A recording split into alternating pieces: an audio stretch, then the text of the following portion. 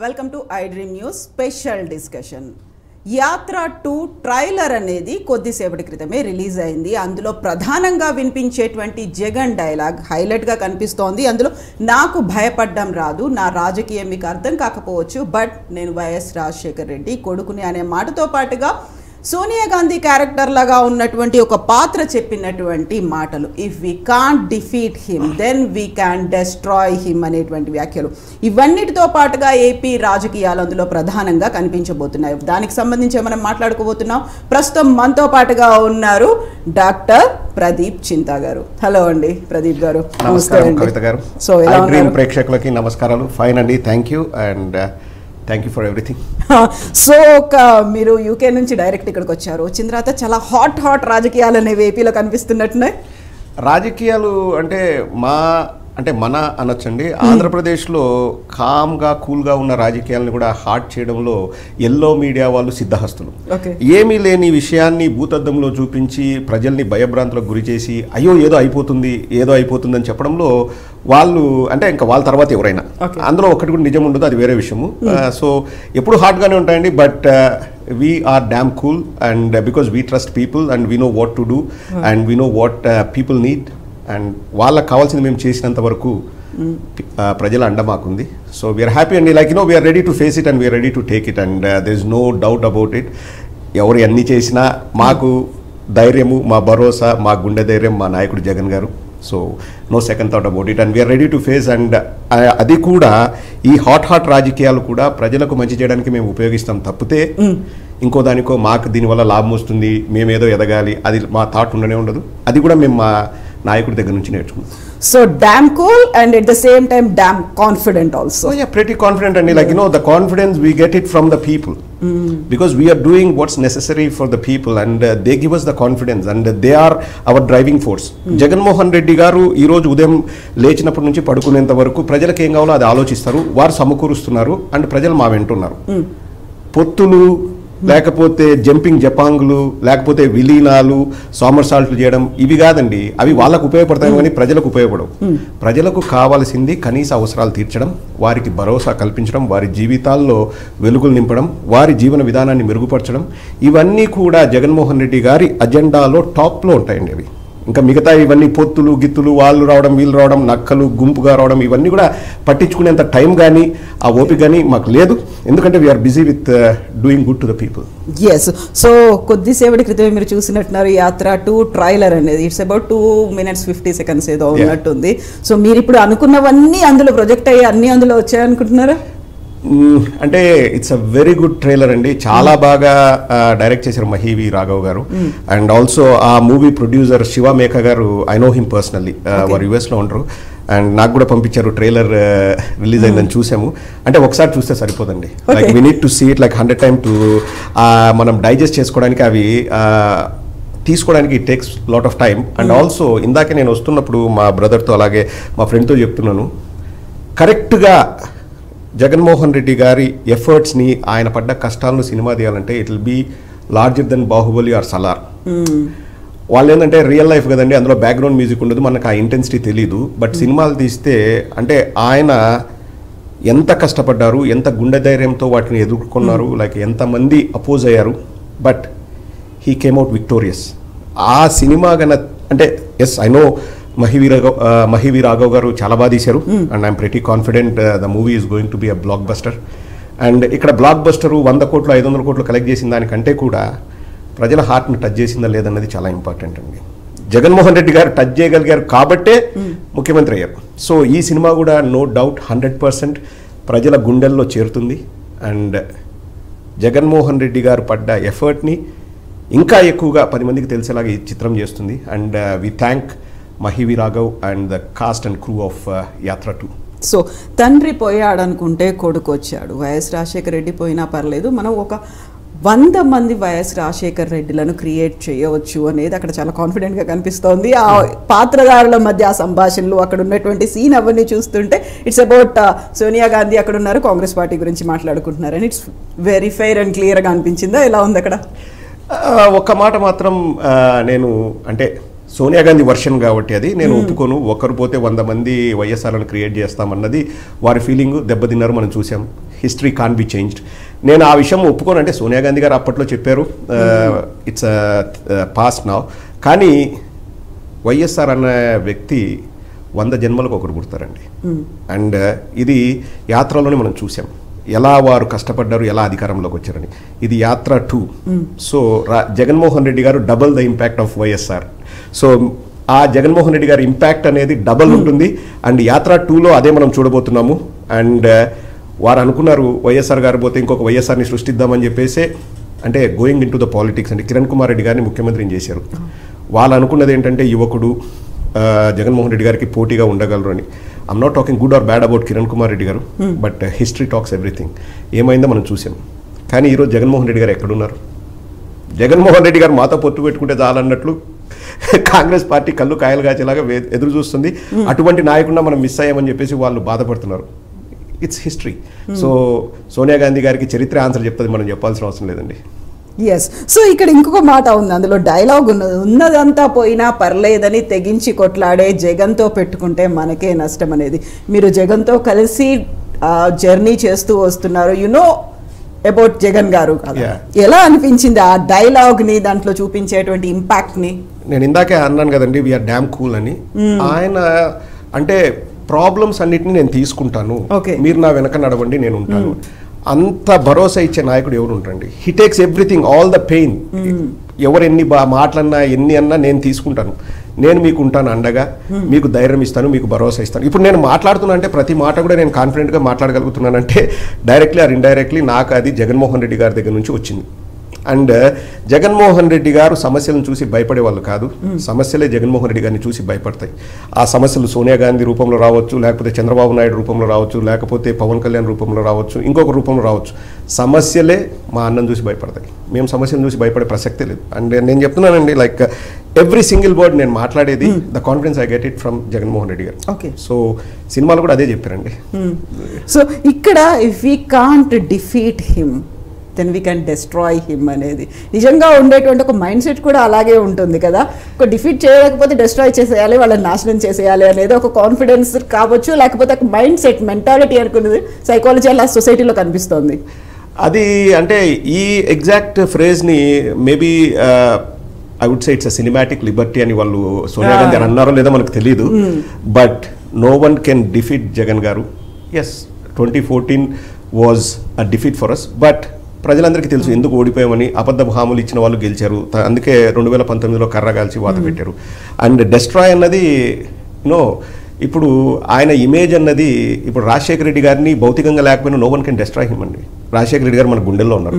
జగన్మోహన్ రెడ్డి గారు రాజశేఖర రెడ్డి గారి పక్కన మన గుండెల్లో స్థానం ఆల్రెడీ సంపాదించుకున్నారు. హూ కెన్ డెస్ట్రాయ్ హిమ్ అండి? ఇట్స్ అంటే వాళ్ళ విజ్ఞతకే వదిలేయాలి. ఒకవేళ వాళ్ళు నిజంగా నింటే మేబీ సినిమాల్లో కొన్ని డైలాగుల కోసం వాళ్ళు అట్లా వాడిండొచ్చు అని నేను అనుకుంటున్నాను. సోనియా గాంధీ గారు కూడా పెద్ద రాజకీయ నాయకులు, బట్ వారందరికీ షాక్ ఇచ్చింది జగన్మోహన్ రెడ్డి గారు.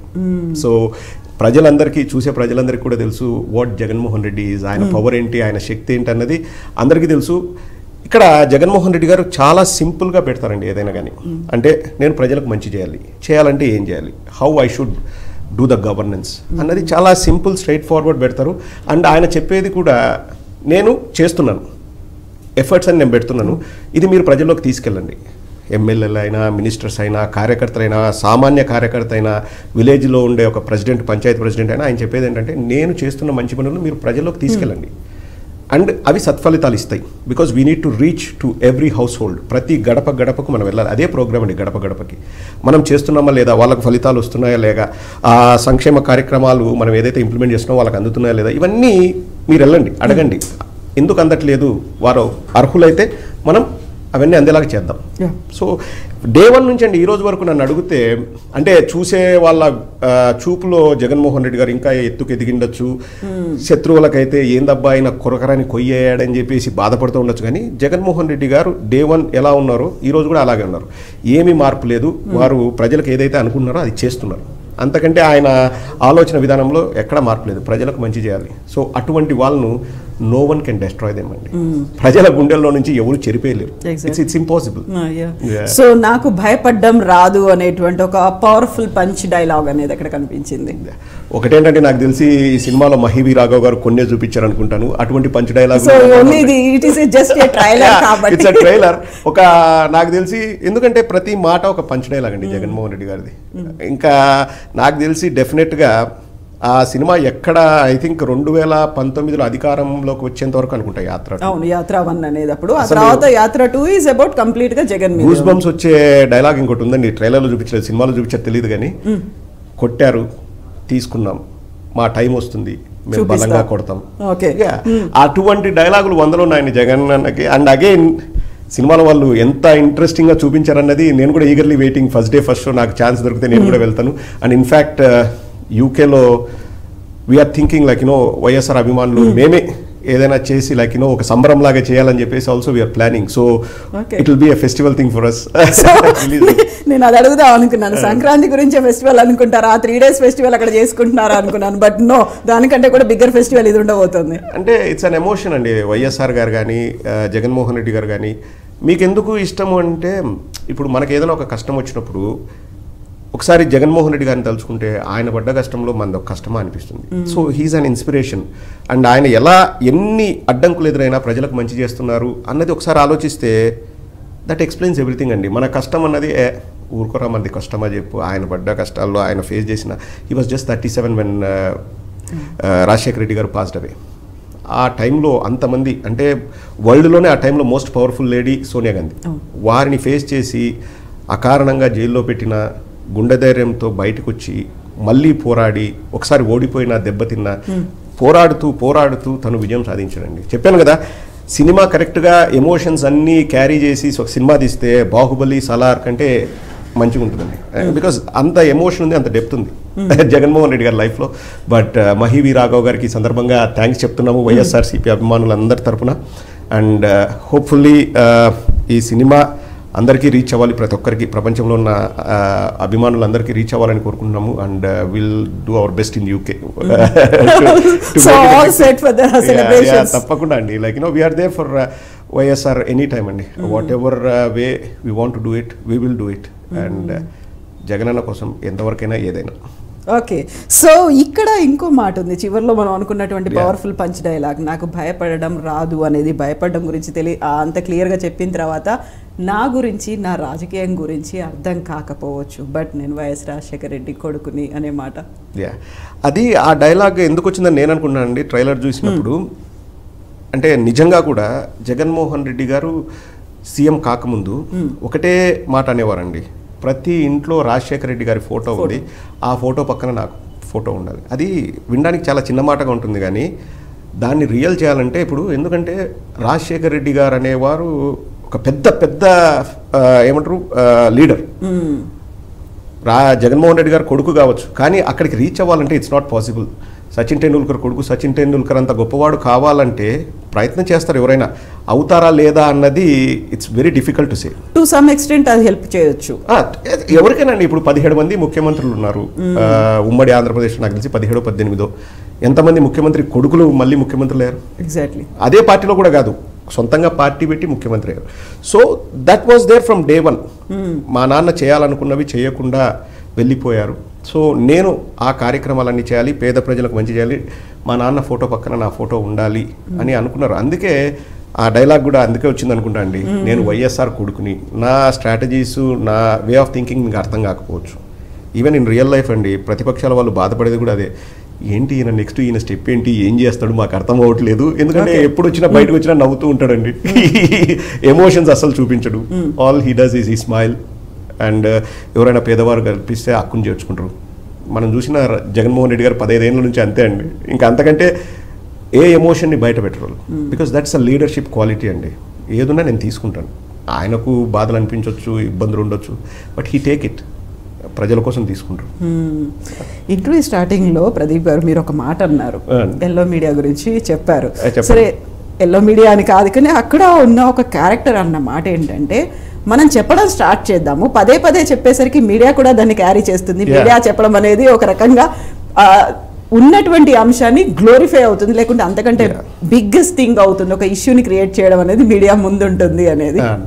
అది నాకు I have lot of respect for journalism and journalist అండి. అండ్ బికాజ్ మీరే ప్రపంచానికి వార్తలు చెప్పేది, ఏది మంచి ఏది చెడు అని చెప్పేది మీరే.